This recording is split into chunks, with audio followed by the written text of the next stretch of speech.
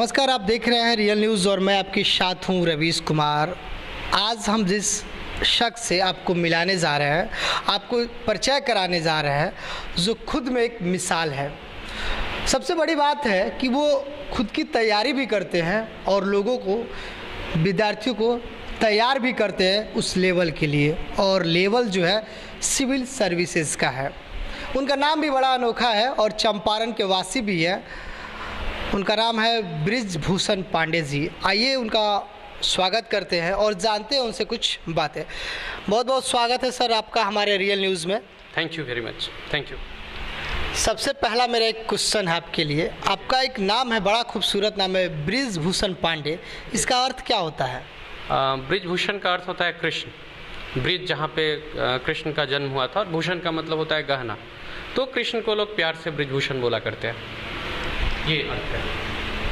आप क्या करते हैं? अभी मैं भी तैयारी में ही हूँ, तो यूपीएससी बीपीएससी का तैयारी कर रहा हूँ। कह सकते हैं सिविल सर्विस का तैयारी कर रहा हूँ, और साथ साथ में कुछ जो अपने स्टूडेंट्स लोग हैं, और वैसे कोई अगर प्रतीत होता है कि वो तैयारी के लिए है, तो उनकी तैयारी में मदद करता हूँ, ऐसा आप समझ सकते हैं। एक बड़ी जिज्ञासा है आपसे मिलके। आप अपने आप में खुद से तैयारी भी करते हैं और लोगों को तैयार भी करते हैं उस लेवल के लिए।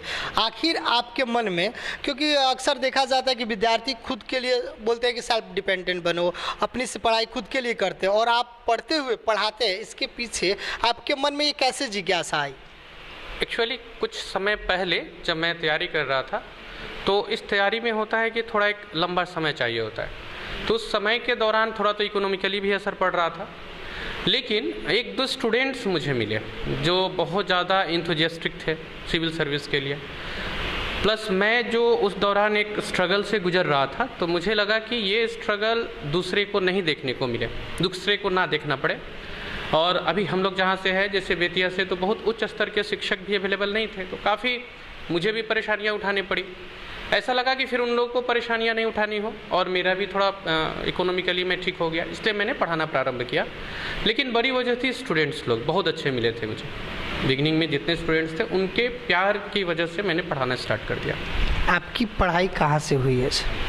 जैसे हम लोग तो बचपन से सिलीगुड़ी चले गए, तो मेरी पढ़ाई जो थी वो सिलीगुड़ी से थी, और उसके बाद वहीं से BCA किया। फिर यहाँ बेतिया मामा के यहाँ रहने के लिए आया, श्री मनोज मिश्रा जी। तो उसके बाद यहाँ रह के घुमा फिरा, फिर मन लग गया, और फिर तैयारी में जुट गया। अचानक ऐसा कुछ एक प्रेरणा हुआ, तो फिर तैयारी में जुट गया। बिहार में विद्यार्थियों का मोटो होता है ज़्यादातर कि जॉब हो जाए, छोटा मोटा जॉब हो जाए, अपना लाइफ चल जाए। और ये सिविल सर्विसेज का तैयारी, BPSC की तैयारी, जिसमें आप हाई लेवल, हाई रैंक के अधिकारी बनाते हैं, इसमें आपने भी बताया कि बहुत काफ़ी समय लगता है। तो आपके मन में कैसे प्रेरणा जगी कि हमको सिविल सर्विसेज की तैयारी करनी चाहिए और एक अधिकारी बनना चाहिए? एक्चुअली कुछ हद तक तो माहौल था यहाँ आने के बाद, और उसके बाद में कुछ मेरे पर्सनल करीबी ऐसे दोस्त थे जिन्होंने उकसाया, जिनकी वजह से, जिन्होंने प्रेरित किया मुझे इस क्षेत्र में आने के लिए। पहले तो मैं खुद ये सरकारी नौकरी वगैरह से दूर भागता था। मुझे लगता था कोचिंग करके ही मैं लंबा रन कर सकता हूँ, ज़्यादा पैसा कमा सकता हूँ। लेकिन कुछ दोस्त काफ़ी करीबी रहे, पर्सनल कुछ ऐसे फ्रेंड्स थे जिनके लिए मैं इस क्षेत्र में आया। आज 5 सितंबर है, टीचर्स डे है, और आप भी एक शिक्षक हैं। आपके भी कोई ना कोई गुरु होंगे और जो आपके प्रेरणादायक होंगे, उनके बारे में आपसे 2 लाइन जानना चाहते हैं। फर्स्ट ऑफ ऑल रवीश जी, मैं टीचर नहीं हूँ, क्योंकि टीचर बहुत बड़ा शब्द होता है। गुरु की बात की जाए तो हम सभी की पहली गुरु तो माँ होती ही है।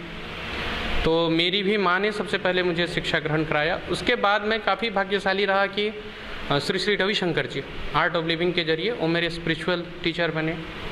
उसके बाद मेरे मामा जी श्री संदीप कुमार मिश्रा जी, इन्होंने मेरी बेस बहुत अच्छे तरह से डिजाइन की। इस क्षेत्र में आने के बाद सिविल सर्विस के समय बेतिया में ही भी मिश्रा सर हैं, तो उनका काफ़ी योगदान रहा बेसिक क्लियर करने में, एटलीस्ट डर को भगाने में सर का बहुत बड़ा योगदान रहा। तो मैं आज इस रियल न्यूज़ के मंच से उन सभी को दिल से प्रणाम करता हूं जिन्होंने मेरे जीवन में मुझे कुछ भी सिखा पाया। जब सिलीगुड़ी थे तो सबुज दास नाम के एक थे जो अभी BJP के लिए IT प्रोफेशनल हैं, दैनिक विप्लव गांगुली करके थे। तो उन लोगों का जो समन्वय था मुझे लगता है कि वहाँ पे मुझे बहुत अच्छा एक बीज डाला गया मेरे ब्रेन में कि मैं कुछ बेहतर करूँ। तो इन सारे लोगों का बहुत बहुत बड़ा योगदान रहा मेरे जीवन में। सिविल सर्विसेज की जो तैयारी होती है उसके मार्गदर्शन के बारे में हम आपसे कुछ जानना चाहते हैं कि आखिर वो कैसे तैयारी करे, क्या करे। हमारे दर्शक भी देख रहे हैं, सुन रहे हैं, तो वो भी जानना चाहते हैं कि आखिर वो अपनी तैयारी किस ढंग से करे। एक्चुअली ये मेरी व्यक्तिगत राय है, अब इससे सभी लोग सहमत होंगे या नहीं पता नहीं। मुझे लगता है कि सिविल सर्विस की तैयारी 70% कैरेक्टर की तैयारी है।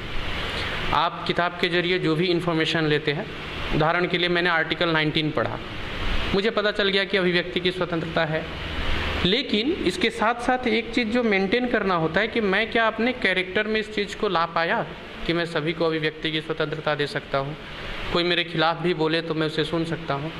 तो मेरा मानना है कि ये टोटली कैरेक्टर का एग्ज़ाम है, और इसीलिए लकीली मैं अपने तैयारी के दौरान जिनको आइडल लेके चलते रहा वो श्री कृष्ण रहे। मुझे लगा उनसे बड़ा प्रशासक कोई है नहीं। तो कोई भी जो तैयारी कर रहा है, मुझे सुन रहा है, वो कृष्ण को एक धार्मिक प्रतीक न माने। अगर मुझे लगता है कि कृष्ण को अगर थोड़ा सा पढ़ लिया जाए तो बहुत अच्छी तैयारी हो जाती है प्रशासक की, और बाकी तो कैरेक्टर है प्रशासक। मेडिटेशन एंड मोटिवेशन से कैसे तैयारी, जो सिविल सर्विस की तैयारी की जाती है, उसमें मदद मिलता है, इसके बारे में कुछ बताएंगे? हाँ, जैसा अभी मैंने बताया आपको कि एक बड़ा कैरेक्टर का एग्ज़ाम है, तो कैरेक्टर रातों रात नहीं बदलते, उसके लिए थोड़ा समय लगता है, और कैरेक्टर वहीं बनते हैं जो हमारे विचार जन्म लेते हैं। मेडिटेशन आपके विचार को कंट्रोल करती है। मेडिटेशन ये बताती है कि कैसे कौन सा रास्ता सही है, उस दुविधा में हमें नहीं पड़ने देती। तो ये मेडिटेशन करने से 3 फ़ायदे होते हैं। एक तो ब्रेन शार्प होता है, तो हम ज़्यादा से ज़्यादा चीज़ों को रिकलेक्ट कर सकते हैं ब्रेन में। दूसरा, आप सही डिसीजन लेने के काबिल होते हैं, और तीसरा, आप राह नहीं भटकते। और मोटिवेशन की जहाँ तक बात है, तो किसी भी कार्य को करने के लिए, इवन अभी हम और आप जो बैठे हुए हैं ना, इसके पीछे भी कोई ना कोई एक मोटिवेशन था कि मैं अपने गांव से यहाँ तक आया, आप यहाँ तक आए। तो इतने बड़े सफ़र को पूरा करने के लिए तो मोटिवेशन की ज़रूरत होती ही होती है। वो एक्सटर्नल आउटर आपको जैसा लगे, लेकिन आप चाहे अंदर से मोटिवेटेड हो, अपने बाहर से मोटिवेटेड हो, पर मोटिवेशन की बहुत बहुत रोल होता है इसमें। आप जब तैयारी में आए तो बहुत सारी आपको कठिनाइयाँ भी आई होगी लाइफ में। आपका सफ़र कहाँ से शुरुआत हुआ और अभी कहाँ तक पहुँचा है, इसके बारे में हम जानना चाहेंगे आपसे। एक्चुअली जब इस तैयारी की बिगनिंग हुई तो मैं यहाँ था, बेतिया था, जो जहाँ से थोड़े दूर पे मेरे मामा का गांव था, तो वहाँ मैं लगभग अकेला ही था। तो वो एक अकेलापन सबसे बड़ा स्ट्रगल था। मुझे लगता है कि ये पूरे जितने भी सिविल सर्विस विद्यार्थी होते हैं सिविल सर्विस के, उन सारे के साथ ये एक समस्या रहती है, अकेलापन वाली। फिर मुझे ऐसा लगता है कि पता नहीं क्यों ईश्वर शायद टेस्ट करते हैं। कुछ पल तो ऐसे थे जो बहुत बुरे भी थे। कई बार तो ऐसा हो गया कि काफ़ी अपने क्लोज लोग, काफ़ी नज़दीकी लोग रूठने लगे। देन हुआ ऐसा, वो एक बुरा पल था। लेकिन जो लोग भी तैयारी कर रहे हैं, मैं उन्हें ऐसा बताना चाहूँगा कि ये पल आना बहुत अच्छा होता है, क्योंकि तब आप बहुत सारी चीज़ें जो किताबों से नहीं सीख पाते, वो तब आप यहाँ सीख पाते हैं। काफ़ी सारी चीज़, सामाजिक चीज़, रिलेटिव से रिलेटेड चीज़, माइंड से रिलेटेड चीज़। तो अगर मेरा बात माना जाए तो ये होना चाहिए एक तैयारी करने वाले के पास, तो तैयारी बहुत बेहतर होती है। अगर आप बात करते हैं तो बिहार के स्टूडेंट जो सिविल सर्विसेज में अच्छा रैंक लाते हैं और टॉपर भी बनते हैं, और जैसा माना जाता है या सुनने में आता है कि सबसे ज़्यादा रिजल्ट बिहार के आते हैं, इसके बावजूद भी बिहार का जो वैल्यू है वो नहीं दिया जाता है। इसके बारे में आप क्या कहना चाहते हैं? मुझे लगता है कि ये थोड़ा सा राजनीतिक टाइप का प्रश्न है। ये ऐसा है कि हमारे यहाँ 2 किस्म के लोग पाए जाते हैं, जो ये मैं अपनी व्यक्तिगत बातें बता रहा हूँ। नंबर 1 वो जो बहुत ज़्यादा मेहनती होते हैं किसी भी क्षेत्र में। आप चाहे हमारा कोई भी क्षेत्र आप देखेंगे ना, तो वहाँ हम लोग टॉप पे बैठे हुए हैं, शीर्ष पे बैठे हुए हैं। जैसे अभी तो बंटवारा हो गया, महेंद्र सिंह धोनी हमारे यहाँ से पले बढ़े। फिर आप राजनेता लोग को देखेंगे तो हमारे यहाँ से सारे उच्च कोटि के निकले। तो ये एक मीन्स आप कह सकते हैं ये गर्व का विषय है हम बिहारियों के लिए कि हम चाहे जो काम करते हैं ना उसमें अपना सर्वस्व लगा देते हैं। तो वो बच्चे जो पढ़ते हैं वो बहुत अच्छा पढ़ लेते हैं, फिर वो IAS वगैरह निकाल लेते हैं। जो नहीं पढ़ते वो दूसरा काम कर रहे होते हैं, तो वो उसमें अपना सब कुछ डाल देते हैं। तो मुझे लगता है कि ये अंतर है। आप जो तैयारी कराते हैं सर, तो कहीं ना कहीं आपका क्या मोटो है कि कैसे बच्चे को कुछ अलग दे, अलग करे, जिससे वो जल्द से जल्द अपने लक्ष्य को प्राप्त कर सके? आखिर इसके बारे में आपका क्या एजेंडा है? देखिए, फर्स्ट ऑफ ऑल तो ये है कि मैं बहुत ज़्यादा सिलेबस के बाहर नहीं जाता हूँ, पहली बात, क्योंकि ऑलरेडी हम लोग को बहुत ज़्यादा पढ़ना है। जैसे सिविल सर्विस में डेट से रिलेटेड क्वेश्चंस न के बराबर आते हैं, रेयरली कभी आया हो, और वो जो आता है वो कॉमन डेट्स आते हैं, तो न के बराबर आए हैं।